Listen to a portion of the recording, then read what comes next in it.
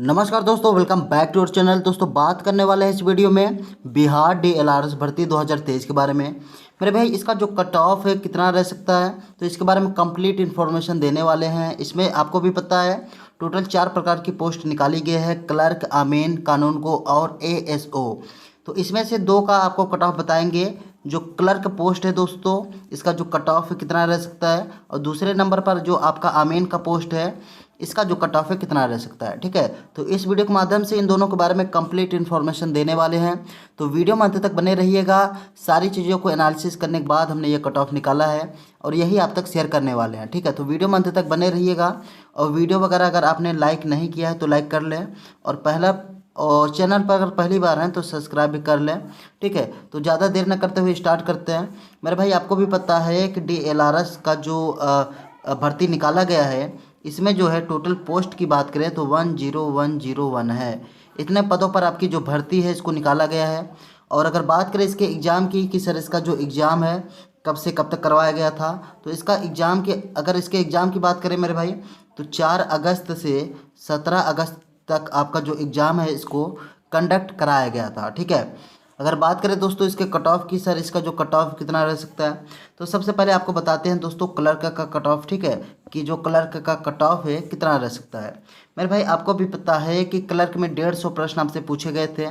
प्रत्येक प्रश्न आपका 4 मार्क्स का, 15 चौका 60, यानी कि 600 पूर्णांक आपके बन रहे हैं। तो 600 में से कितने मार्क्स आपके होने चाहिए कि आपका सिलेक्शन हो जाए, तो उस चीज़ के बारे में बताएंगे। तो थोड़ा सा पेशेंस आप बना के रखिए। तो सबसे पहले दोस्तों आपको बता देते हैं नंबर ऑफ़ सीट, कितने सीटों की संख्या थी इसमें।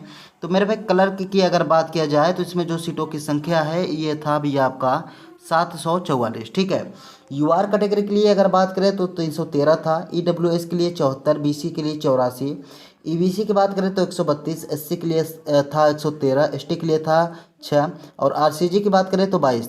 तो कुछ निम्न प्रकार से आपकी सीटों की संख्या थी। आइए समझ लेते हैं इसका जो कट ऑफ है कितना रह सकता है। तो अगर बात करें इसके कट ऑफ को लेकर, तो यूआर कैटेगरी में आपका जो कट ऑफ रह सकता है मेरे भाई, यह रह सकता है 415 से 430। अगर इसके बीच में आपके मार्क्स बन रहे हैं तो हो जाएगा। और अगर बात करें हम ईडब्ल्यूएस की कि सर ईडब्ल्यूएस का कट ऑफ कितना रह सकता है, तो ईडब्ल्यूएस का रह सकता है 412 से 427। और अगर बात करें बीसी की कि बीसी का कट ऑफ कितना रह सकता है, तो बीसी का कट ऑफ बता देते हैं। तो ये 411 से 423 मार्क्स तक अगर आपके बन रहे हैं तो हो जाएगा। ईबीसी की बात कर लेते हैं, ईबीसी का रह सकता है 410 से 421। और अगर बात करें एससी कैटेगरी की, तो एससी में रह सकता है मेरे भाई 402 से 408। अगर इतने मार्क्स इसके बीच में आ रहे हैं तो आपका हो जाएगा। आइए बात कर लेते हैं एसटी की। तो एसटी की बात कर लेते हैं, क्लर्क में कितना कट ऑफ रह सकता है एसटी वालों का, तो 400 से 406 तक आपको देखने को मिल सकता है। ठीक है, कुछ निम्न प्रकार से आपका जो कट ऑफ है क्लर्क का देखने को मिल सकता है। ये समझ लेते हैं दोस्तों आमीन की कि आमीन का जो कट ऑफ है मेरे भाई कितना रह सकता है। तो सबसे पहले बता देते हैं आपको कुल पदों की संख्या की कि कितने पद इसमें निकाले गए थे। तो 8244 पदों पर आपकी जो भर्ती है इसको निकाला गया था। ठीक है, 8244 पदों पर आपकी यह भर्ती निकाली गई थी। अगर बात करें दोस्तों इसके कट ऑफ की कि सर इसका जो कट ऑफ कितना रह सकता है, तो भाई सबसे पहले बता देते हैं सीटों की संख्या की। तो अलग अलग कैटेगरी के लिए अलग अलग सीट आपके निर्धारित किए गए थे। यूआर कैटेगरी की बात करें तो 3225 था, एससी में था 1301, एसटी में था 75, ईबीसी की बात करें तो 1422, बीसी में था 917, आरसीजी की बात करें तो 282, और ईडब्ल्यूएस का था 722। आइए समझ लेते हैं कि आपका जो कट ऑफ है किस तरीके से देखने को मिल सकता है।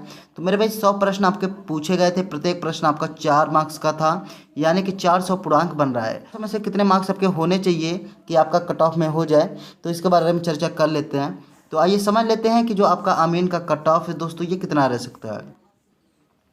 यूआर कैटेगरी में आपका जो कट ऑफ है दोस्तों 242 से 266 के बीच में देखने को मिल सकता है। और अगर बात करें ईडब्ल्यूएस की, तो ईडब्ल्यूएस का कट ऑफ रह सकता है 230 से 247। ठीक है, और अगर बात करें बीसी की, तो भैया बीसी में रह सकता है आपका कट ऑफ 220 से 245 तक देखने को मिल सकता है बीसी का कट ऑफ। ठीक है, आइए समझ लेते हैं ईबीसी का। अगर बात करें ईबीसी के कट ऑफ की, तो भैया रह सकता है 218 से 243 तक देखने को मिल सकता है। अगर इसके बीच में आपके मार्क्स हैं तो हो जाएगा। अगर बात करें एससी की, तो एससी कैटेगरी में रह सकता है 210 से 229 तक देखने को मिल सकता है दोस्तों। अगर बात किया जाए एसटी कैटेगरी की कि सर एसटी में कितना रह सकता है, तो 200 से 220 मार्क्स अगर आपके बन रहे हैं तो आपका हो जाएगा। तो भैया कुछ निम्न प्रकार से आपका जो अमीन का कट ऑफ है देखने को मिल सकता है। ठीक है, सारी चीज़ों को एनालिसिस करके हमने ये कट ऑफ निकाला था दोस्तों, और यही आप तक शेयर किए हैं। उम्मीद करते हैं सारी चीज़ें क्लियर हो गई होंगी। वीडियो को कर दीजिए लाइक मेरे भाई, और चैनल पर अगर पहली बार विजिट किए हैं या फिर चैनल को सब्सक्राइब नहीं किया है तो सब्सक्राइब कर लें। जितने भी लेटेस्ट अपडेट होते हैं आपको यहाँ पे कवर किए जाते हैं, तो ऐसे में आप चैनल को सब्सक्राइब कर सकते हैं। आगे जैसा भी अपडेट होगा इन्फॉर्म करेंगे। मिलते हैं किसी नेक्स्ट वीडियो में, तब तक के लिए जय हिंद।